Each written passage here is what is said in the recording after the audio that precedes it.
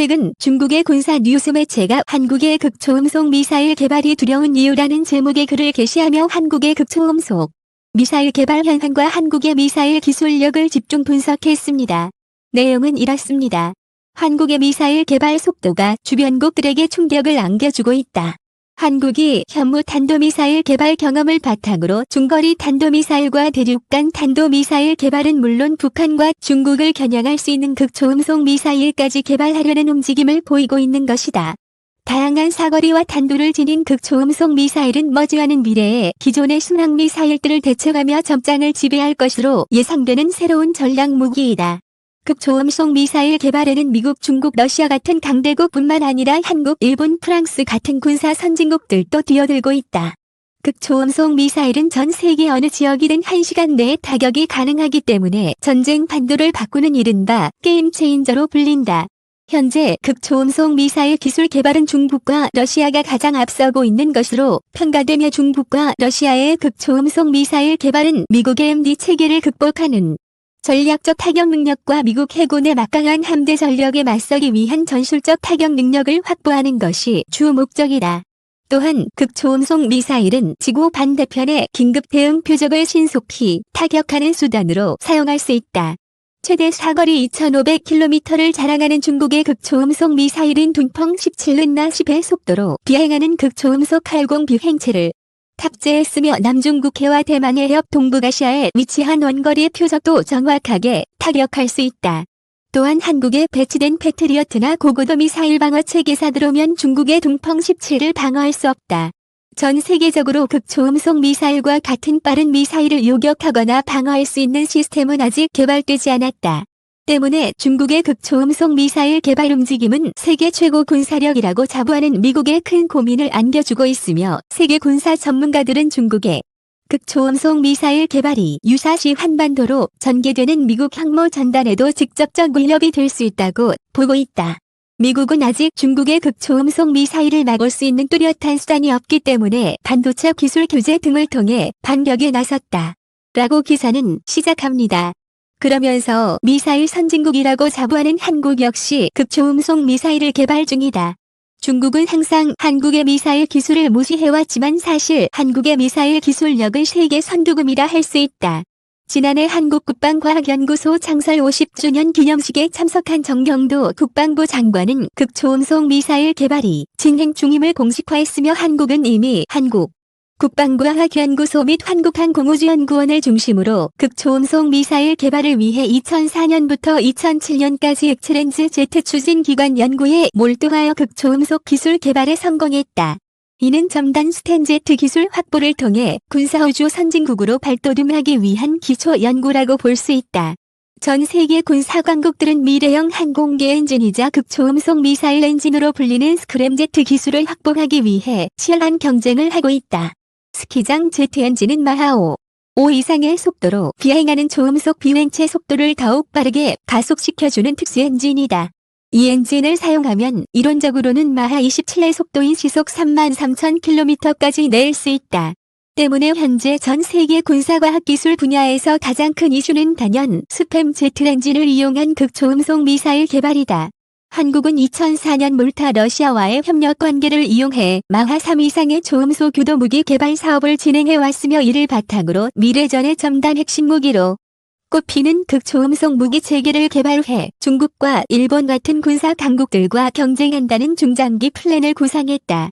한국항공우주연구원은 초고속 공기흡입 엔진 특화 연구실 설치를 통해 마하 5 이상의 속도에서 사용되는 스캔 제트 엔진의 극초음속 변속기와 극초음속 흡입부를 성공적으로 테스트하였으며 길이 39배 독자적인 스텐제트 엔진 시험 설비를 구축하여 2종의 탄화수소 엔진 연소 시험을 실시해 성공적인 결과를 얻어냈다.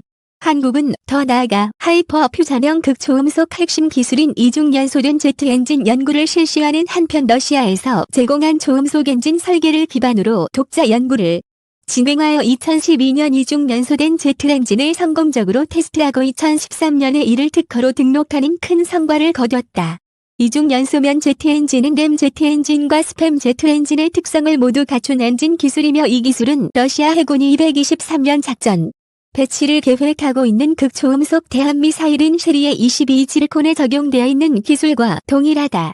3의 민심이 지역군은 나악의 속도를 자랑하며 적어도 사거리 600km 고고도 사거리 최대 2000km까지 날아갈 수 있는 엄청난 성능을 가진 극초음속 미사일이다. 3의 미사일 지르르포는 미 해군 이지스함에 탑재되어 있는 에센스와 에센3 요격 미사일로도 요격이 불가능한 것으로 알려져 있으며 미국은 이를 막기 위해 마하 15의 속도를 낼 수 있는 에센3 개량형 개발에 착수했다. 미국은 극초음속 미사일의 성능을 상당히 두려워하고 있다. 이처럼 극초음속 미사일 보이는 핵미사일 보유와 같은 엄청난 전략적 함의를 가지고 있다. 최근 한국 국방과학연구소 관계자는 극초음속 미사일은 현재 한국이 가지고 있는 미사일 기술력으로 충분히 개발할 수 있는 무기며 한국의 기리는 극초음속 미사일을 빠른 시일 내에 개발할 수 있는 핵심 기술력을 이미 보유하고 있다고 주장했다. 한국의 카이스트는 초고속 비행체 특화 인구센터를 방위사업청의 지원 아래 설립해 극초음속 관련 기반 기술을 습득 중이며 방산기업인 현대로템도 이중연소된 제트와 극초음속 비행체에 관한 연구를 진행 중이다. 한국은 사실상 2018년부터 마하 부위 이상의 지대공 및 지대지 극초음속 미사일을 개발하고 있으며 2013년까지 비행시험을 완료할 것으로 전해지고 있다. 나야구의 극초음속 미사일을 서울에서 발사하면 상하이까지 2분 이내로 도달하게 되며 960km 떨어진 베이징까지 3분 내로 도달하게 된다.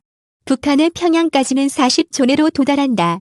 한국은 이 기술을 발전시켜 러시아의 아방가르드에 진화하는 마하이 이상의 극초음속 미사일을 개발하겠다는 계획을 실행 중이다.